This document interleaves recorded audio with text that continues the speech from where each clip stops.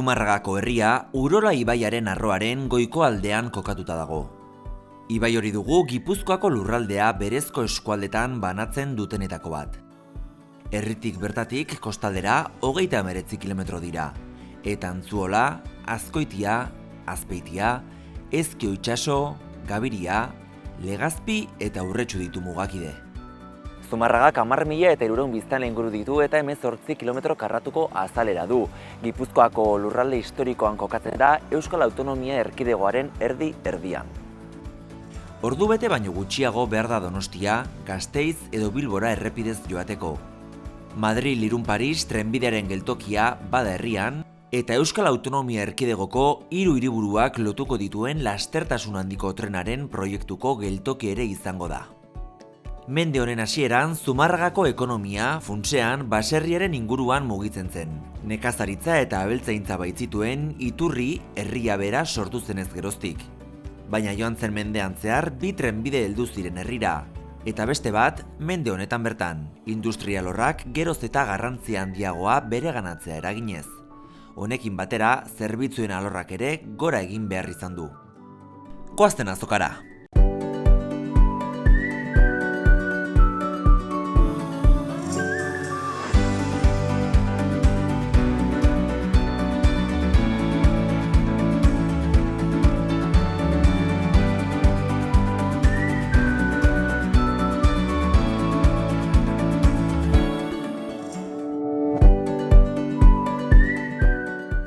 Zumarragako azoka larun batero ospatzen da, herriko erdigunean Euskadi plazan alegia. 1875 geroztik, 1954 urtean, Nave de las Caseras inauguratu zen, kilometro zeroko salmenta eremu estalia izanik. Ekoizle eta baserritarrak plazako arkupetan kokatzen dira, Nave de las Caseras izeneko gune estalian. Gaur egun, 19 ekoizle baserritar postu daude, barazki, gazta, ogi, landare eta abar eskainiz. Hauekin batera plazan, beste hainbat postu topa daitezke elikagaiak zein ekipamentu pertsonalerako produktuak saltzen.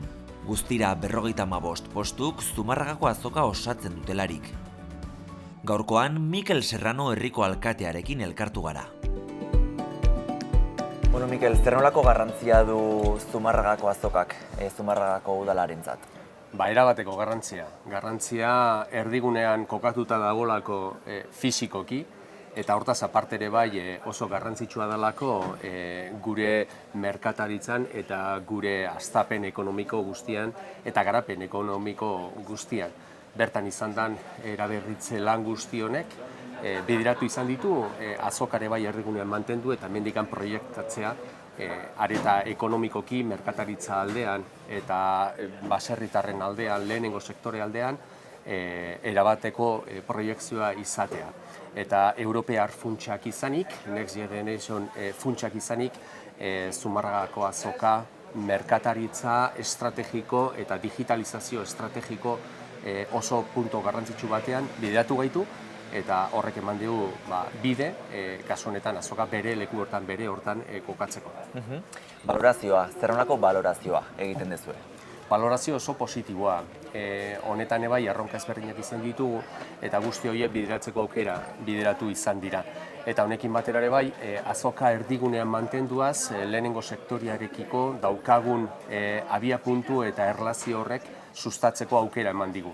Eta honekin batera ere bai, gaur egun Zumarragako azokatik bide ezberdinak bideratzen digu, erruta ezberdinak bideratzen digu Zumarraga zer dan eta Zumarragaren historia nondironakoa, Zumarratikan aterata eta Zumarragarako azokara bueltatuaz garrantzi erabatekoarekin. Honekin batera ere bai, apostu importantea egin izan da, merkataritza gune ezberdinetan, sare sozialetan, takeiak direlaetan, webguneak bideratu egin izan dira, azokare digitalizatzeko da bertan daren ekoizle eta baita ere erabiltzaile guztiak harreman hori eguneratzeko. Digitalizazioa aipatu duzu, aurrera begira, etorkizunera begira, ez dakit zein erronka dituzuen, zein erronka ditun Zumarragako azoka honek.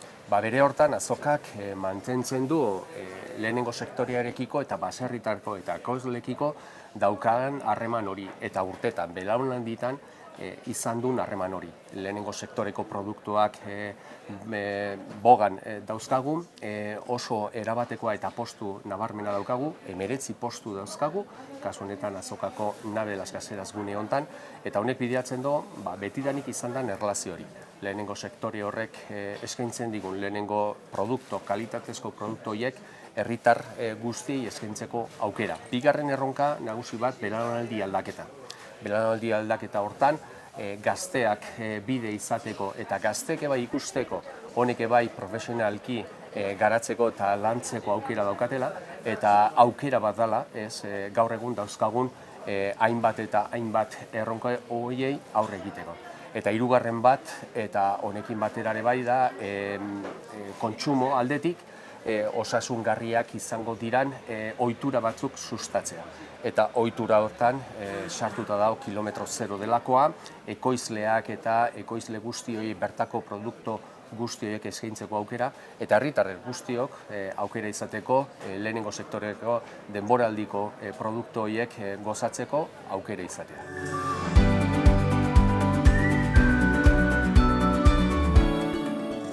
Gurzane, kontatu iguzu zer dantzuk zure postun salgai daukezuna?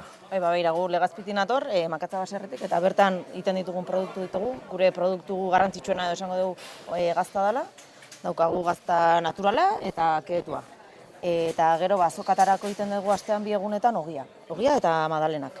Eta gero baita gure membrilloa eta baserriko produktuk azkenen saltzen ditugu. Danetik, guain garai-garaiko, danetik. Guaindik udarako generoa dau, neguko pixkata zikea, baina garai-garaiko azok, zea. Zeintzuk dira barazke horiek? Guain pixkatzaile da, udazkena zergatik. Pupurri bat ez da nasketa badago. Hoi da, ez da bukatu guendi udarakoa, tomate baina guendi ez da bukau, baina hemen di biroaztea, hau dana desagertuingoa eta etorriko dago, porroea, azea, azkenen hauxe da. Genero, eskarola, neguko genero azkenen nahi da.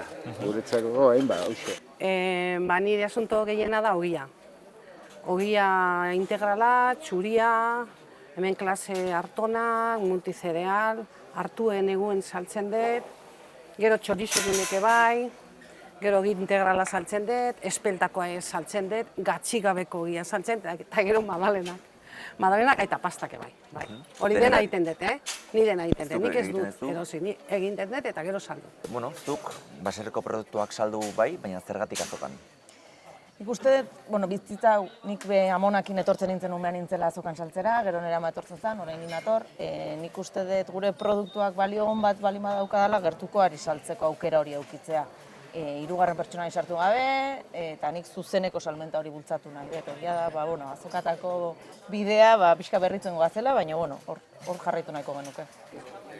Betitik baserri, nire guraso baserritik bizitzien, neoni lantoki baten ebilen, eta amare hiltzan, azkenen pixkat hartu nunik gau, eta jarraitu. Jarraipen bixara ez da? Dator atzetik dator, baina nik jarraitu. Ez da gizien bat urrungo jarraituko duen, baina gu itzapai. Zergatik saltzen ez duzuk azokan? Begira, nik 18 urtekin edo hasi nintzen baratzako gauz saltzen. Nire aita zeuzkan baratza bat, eta hasi nintzen ez neuken lanik, eta hasi nintzen saltzen, hemen eta urretxun.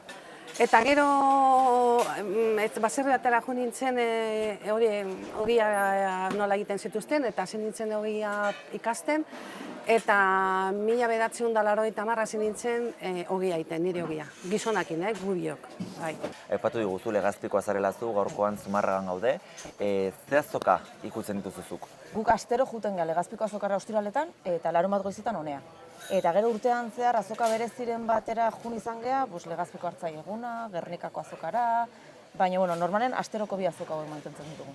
Aste hartetan iken dugu Gasain, azizkenetan iken dugu Ordizi, eta gero larun baten Zumarra. Eta nahikoa, azkenen ordo pila juten dira azokan, baratzen aitzeko ordo gutxi gatzen dira, eta hoxe, hiru horiek. Da gehiago ez ziren dugu. Azkenen emaztea eta gaitzen geha, eta gero etxen adineko osaba bat, eta honean jo. Ibiltzen naiz, aste arten Andoainen, aste azkenen Ordizin, ostegunen Markinan, ostiralen Legazpin eta larun baten Zumarran. Hori da nire bizimodua. Bueno, beraz, batetik bestera, ez da, Bai, azoka gustora. desberdinak ezagutzen, jende desberdinak bai, ezagutzen. politxa da, bai, politxa, ni gustora nago.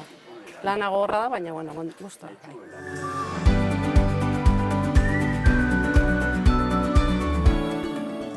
Bueno, kontatu bihazu, zergatik erosten dituzuk azokan? Bueno, azkenean bertako produktu da eta, bueno, hemengo jendei ere laguntza bat emate alde ere, gustar egiten zait, zeolako gertutasune eta, hori da, arrazoi nagusina, bai. Hombre, nire amatik ohitura dira eta ni hartu nun eta gainera hemengo baserrira gustatzen zaite hemengo produktua erostea. Beti zain naiz hemen eta aste guztirako hartzen dut. Eta gustua ibiltzen naiz hemen. Hemendik azokatik zer da zuri gehien gustatzen zaizuna? Ni, hoxe, gaur erosi dena, ogie eta arrautza generalen da, gero barazki eta normalen ez dut erosten, baina, faltan da ukitzatenen bai. Hemengo jendea, hemengo produktu daudela, gero danetik daukazu, berdura guzti, garaien, eta hori gustatzen zait. Eta hemen azokan zer topatzen duzu agian beste tokitan bilatu ezin dezakezuna? Bueno, adibidez hoxe, arrautza baserriko direnen, beste zapore eta beste zeo dauke, eta, hemengoa gustatzen zait, eta ogie baita baserriko ogie ere, hemengoa gustatzen zait, orduan, hoxe. Ez dakit, ohitura da eta freskura, hemengo produktua esaten dizut freskoa dira eta aste guztirako erosten dut eta oso gustua ibiltzen nahi zola zen. Ohitura da.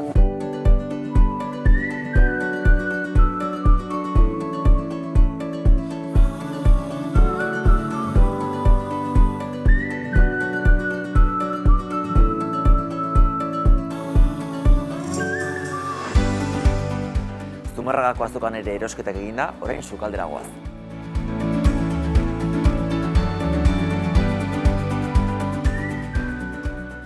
Iritsi naiz, Xabi? Bueno, goiz abitza, motil. Bai, korrika, ikustezu, bata eta bestea. Mentxe dauzkeztu, aste honetako erosketak.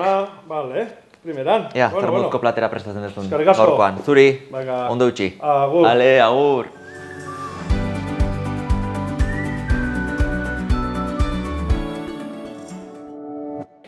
Beno, kasu honetan hemen daukegu azokatik ekarritako barazki hauekin, egin behar dugu barazki laben erreta, bale? Ze barazkik erabili behar dugu, jarriko dugu patata, pipergorrie, tipula, berenjena, porrue, bale? Hoi egin da gero, sartuko dugu labea, oso erresa da, zatituko dugu adibidez dana modu hontan, hola, dana gero naztuko dugu hemen, barazki guztik, ondo naztuta, oliba olioa, gero erakutsiko dizuet, piperrautxa, gatza eta labea sartuko ditugu. Badakizute, azoka junda gero, suertea daukegula, han aukera daukagu dastatzea ikutxu, hoi supermerkatu baten imposible daitea. Hoi zuke juten bazea zerbaito laikea, atzeti bat, haizu ezin duzula ikutxu, eta zer. Han gazta probatzeko ematen dizue, hoi da sorte bat. Osea, hoi aprobetxatu inbar dugu, eta barazkik eta erosteko momentun, beti fijatu inbar geha, porruk adibidez, bere sustraiak nola daren, bustita edo ez, sekok, guzti hoi ikasi egiten da azoka baten, ez?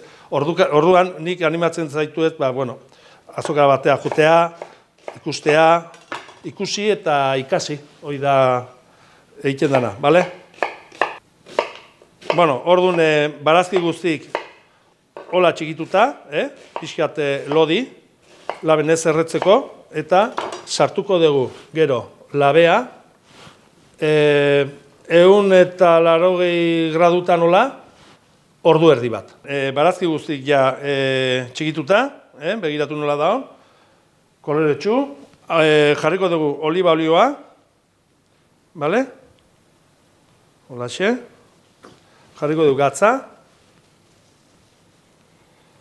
hola gainetik, momentuz, bale? Eta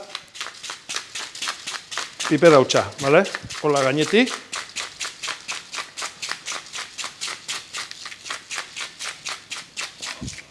Bueno, orduan, ja, honekin, hau, egingo deuna da, labean sartu, 180 gradutan gutxi gura bera, ordu erdi batola, bale? Gero, 15 minutu pasata gero, egingo deuna, atera, buelta batzuk eman, eta berriz sartu.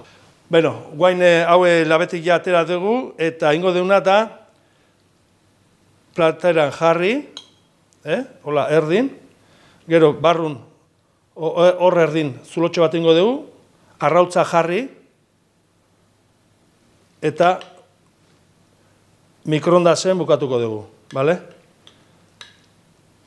Badago ere beste aukera bat, jartzea adibidez, arrautz bat, lehengo ningen nuen bezala, mikroondasen ere, katilu baten o plater baten, sartzea, urakin, eta da arrautz bat eskalfauta, bale? Hemen jarriko dugu arrautza, erdin, hortxe, bale? Eta hau mikroondasen sartuko dugu, piperra hutsa, eta gaz pixka batekin, bale? Bueno, ikusten dezuen bezala, platera hola geratzen da, osasuntsua, erresa egiteko, perrejile pixka batekin bukatuko dugu, eta, bueno, eskerrik asko eta aurrengo saio arte. Agur.